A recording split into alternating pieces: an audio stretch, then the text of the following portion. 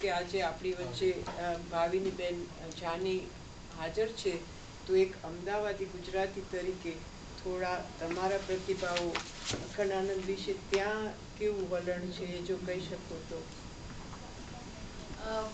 પ્રકાશભાઈ કીધું એ વાત સાથે હું સંમત છું, અને જાજુ કરતાને કોમેડી રોલ વધારે કરતો છું, એટલે મને આ જ્યારે સંવાદ ચાલતો હતો ત્યારે એક જોક્સ યાદ આવ્યો. એમાં એવું હતું કે એરપોર્ટ પર કંઈક પ્રોબ્લેમ થયો ને દરેક ભાષામાં જે લોકો આવ્યા છે બધા મિક્સ પબ્લિક જે હતા એમાં દરેક લોકોની પોતાની ભાષામાં એનાઉન્સમેન્ટ કરીને બોલાવતા હતા. કોઈ ઉર્દુ બોલતા હતા, કોઈ તમિલ બોલતા હતા, કોઈ તેલુગુ, ક્યાંક હિન્દી, આ તે બધા પહોંચી ગયા, પણ ગુજરાતી જ્યાં બોલતા હતા કાઉન્ટર પર કોઈ નહોતું જતું, બીકોઝ જે ગુજરાતી હતા ને એ ઇંગ્લિશ બોલીને પોતે પોતાની પ્રોબ્લેમને કહી રહ્યા હતા અને પોતે સામે સમજી રહ્યા હતા.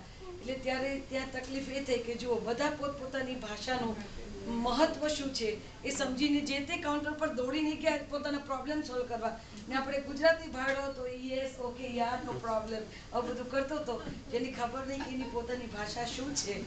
અને એટલે આ વાત એમની બિલકુલ સાચી છે કે, અને તમારી સાથે હું બહુ જ સહમત છું, કારણ કે હું છેલ્લા કેટલાક વર્ષોથી મારા ઘણા બધા મિત્રો છે અહીંયા લંડનમાં, તો હું આવું છું તો મેં જોયું છે કે ટુ બી વેરી ઓનેસ્ટ હું તમને એક વાત કહું કે ગુજરાતમાં રહું છું તો નાનપણમાં માં ચાલી ગઈ છે એટલે મને એટલું બધું તિથિ વાર તહેવારની ખબર ન હોય, પણ લંડનમાં આવીને મને દેવ પોઢી અગિયારસ ને દેવ ઉઠી અગિયારસ શું કહેવાય એટલે કઈ એમ ક્યારે આવે ને ક્યારે નહીં એની મને માહિતી અહીંયાથી મળી છે. આ સત્ય છે.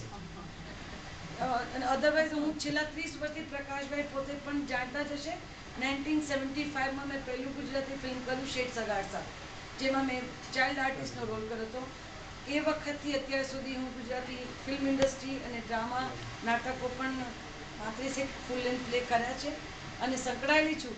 તો અમને ખબર છે કે પણ એક વસ્તુ ચોક્કસ કહેવી પડે, જે અહીંયાથી ઘણા કીધું કે થોડુંક રસિક મનોરંજક તમે સાહિત્ય પીરશો તો લોકો આવે જ છે.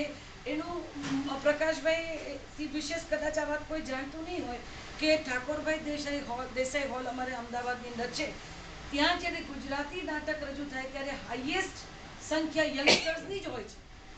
યુવાન છોકરા છોકરીઓ જ એમાં આગળ જોવા બેઠેલે 4 રોજ જે હોય, જે બધું એક્સપેન્સિવ હોય, 300 રૂપિયાની ટિકિટ હોય છે, પણ એ ખર્ચીને યુવા વર્ગ જ જોવા એટલો ઉત્સાહિત હોય છે. એટલે થોડુંક મનોરંજક અને થોડુંક રસિક, જે મજા પડે, અને એને આજકાલ સાથે ઉમેરો, આપણા સાહિત્યની વાતને આજકાલ સાથે લઈ જાઓ તો જોવાવાળાને સાંભળવાવાળા નથી એવું છે નહીં, ક્યાંય છે.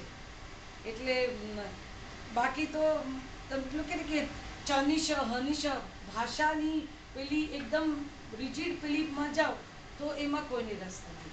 તમે એને ગમતું રૂપાળું કરીને નથી કહેતા કે લોકભોગ્ય બને એવી રીતે પીરશો તો લોકોને ગમતું જ હોય છે. જો આપણે ગુજરાતી હોય ને અંગ્રેજી સાહિત્ય ને અંગ્રેજી ફિલ્મો ને આ બધું જોઈએ છે બિકોઝ તમને પકડી રાખે છે, હા હવે પછી શું થશે, આવું કંઈક આવતું હોય, ચમત્કૃતિ આવતી હોય, કંઈક અવનવું આવતું હોય તો બધાને ગમે જ. એટલે એ વાત સાથે હું સહમત છું કે થોડુંક લોકભોગ્ય વધારે, મનોરંજન થોડુંક રસિક, થોડુંક એ ઇન્ટરેસ્ટિંગ વધારે થાય તો વધારે મજા આવે.